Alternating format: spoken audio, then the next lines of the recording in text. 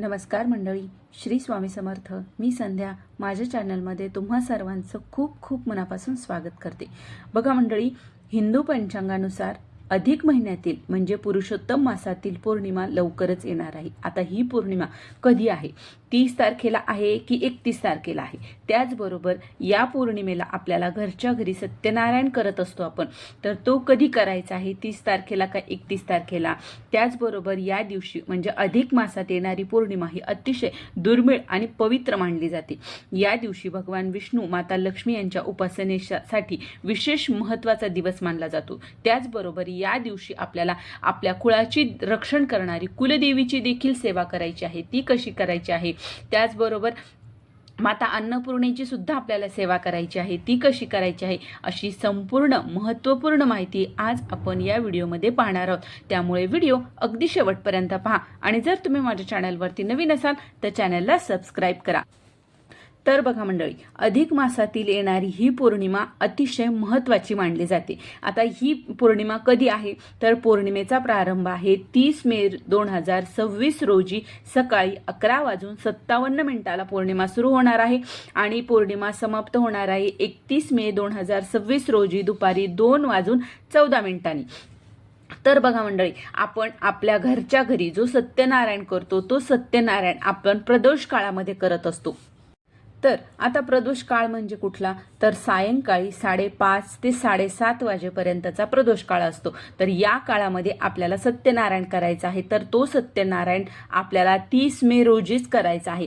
बघा, धोंड्याच्या महिन्यामध्ये अधिक मासामध्ये तुम्ही कधीही सत्यनारायण करू शकता. आता हा सत्यनारायण आपण अखंड लक्ष्मी प्राप्तीसाठी आणि प्राप्त लक्ष्मी आपल्या घरामध्ये स्थिर राहण्यासाठी, भगवान विष्णूंची आपल्या हातून जास्तीत जास्त सेवा घडण्यासाठी आणि त्यांना प्रसन्न करून घेण्यासाठी आपण हा घरच्या घरी सत्यनारायण करत असतो.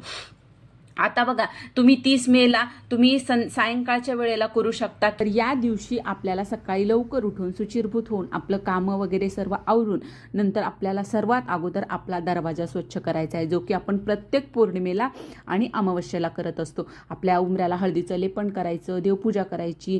त्याचबरोबर आपल्याला या दिवशी तुळशीचं पूजन करायचं आहे. त्याच्यानंतर आपल्याला सत्यनारायण करायचं आहे. या दिवशी बघा, आपण प्रत्येक पौर्णिमेला आपण सत्यनारायण करत असतो. आपल्यापैकी बरेच जण करतात. बरेच जण तर या महिन्यामध्ये बऱ्याच जणांनी, आपण मागच्या व्हिडिओमध्ये पाहिल्याप्रमाणे बरेच जण पहिल्या म्हणजे ज्या दिवशी अधिक महिना सुरू झाला दिवसापासून कोणी 5 दिवसाचे सत्यनारायण केले, कोणी 9 दिवसाचे केले.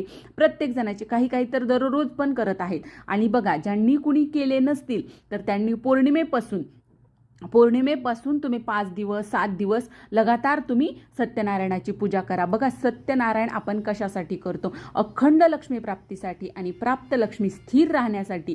ही अतिशय महत्त्वाची सेवा ही सत्यनारायणाची आहे.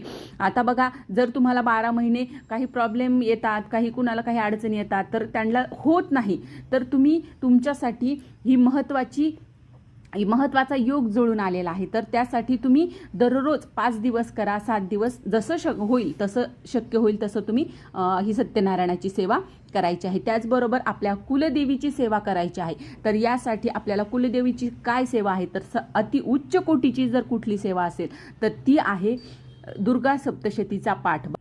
तर बघा, तुम्हाला शक्य झालं तर तुम्ही दररोज 7 दिवस करा. नाही शक्य तर कमीत कमी आपल्याला पौर्णिमेच्या दिवशी एक तरी दुर्गा सप्तशतीचा पाठ करायचा आहे. त्याचबरोबर आपल्या कुलदेवीला आपल्याला कुंकुमार्चन सुद्धा करायचं आहे. जर तुमच्या देवघरामध्ये कुलदेवीचा टाक असेल, मूर्ती असेल, श्रीयंत्र असेल किंवा फोटो असेल, कशावरही तुम्ही कुंकुमार्चन नक्की करायचं आहे. त्याचबरोबर सर्वात महत्त्वाचं आपल्याला स्वस्तिक काढायचं आहे. बघा, आपल्या सर्वांना माहिती आहे की स्वस्तिक हे मांगल्याचं प्रतीक मानलं जातं. म्हणून आपण बघा, कुठलीही जेव्हा आपण पूजा करतो तेव्हा आपण स्वस्तिक अगोदर काढतो आणि नंतरच आपण आपल्या पूजेची सुरुवात करत असतो. त्यामुळे पौर्णिमेच्या दिवशी आपल्याला आवर्जून बघा, आपल्याला स्वस्तिक काढायचं आहे. आता कुठे काढायचं? आपल्या मुख्य दरवाजावर आपल्याला हळद कुंकू मिश्रित स्वस्तिक काढायचं आहे. त्याच्यानंतर आपल्या गॅसची पूजा करायची आहे आपल्याला या दिवशी. तर गॅसची समोर जी भिंत असते, तुम्ही त्या भिंतीवर काढू शकता किंवा गॅसवर जरी काढलं तरीही चालेल, तिथे काढा. त्याच्यानंतर आपल्या देवघराच्या समोर स्वस्तिक काढायचं आहे. आणि सर्वात महत्त्वाचं म्हणजे या दिवशी आपल्याला आपली जिथे जिथे कुठे आपण पैसे ठेवतो, आपले दागिने ठेवतो, ती स्वच्छ करायची आहे आणि तिथे आपल्याला स्वस्तिक काढायचं आहे आणि तिथे सुद्धा आपल्याला स्वस्तिकची पूजा करायची आहे. पूजा म्हणजे कसं, स्वस्तिक काढून घ्यायचं. स्वस्तिक हे लक्षात ठेवा, जेव्हा आपण स्वस्तिक काढतो तेव्हा त्याच्या समोर दोन्हीही बाजूला 2-2 रेषा द्यायला विसरायच्या नाही. तर स्वस्तिक काढायचं, त्याला हळद, कुंकू, अक्षदा, धूपदीप दाखवायचा आणि थोडासा खडीसाखरेचा किंवा साखरेचा नैवेद्य दाखवायचा. बस आपल्याला एवढंच करायचं आहे. पण आपल्याला या ठिकाणी स्वस्तिक नक्की काढायचं आहे. त्याच्यानंतर बघा, आपल्याला सर्वात महत्त्वाचं म्हणजे बघा, आपल्याला अन्नपूर्णा मातेला आपल्याला अभिषेक करायचा आहे, धान्य अभिषेक करायचा आहे. आता हा धान्य अभिषेक कसा करायचा बघा, आपल्याला सर्वात अगोदर आपल्या देवघरामध्ये आपली जी अन्नपूर्णा मातेची मूर्ती असते ती आपण धान्यामध्येच ठेवत असतो, तांदूळामध्ये किंवा गव्हामध्ये, शक्यतो तांदळातच ठेवली जाते.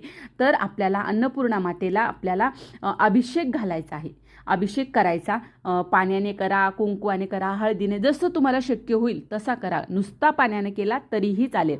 अन्नपूर्णा मातेचा अभिषेक करा. नंतर स्वच्छ पुसून घ्या.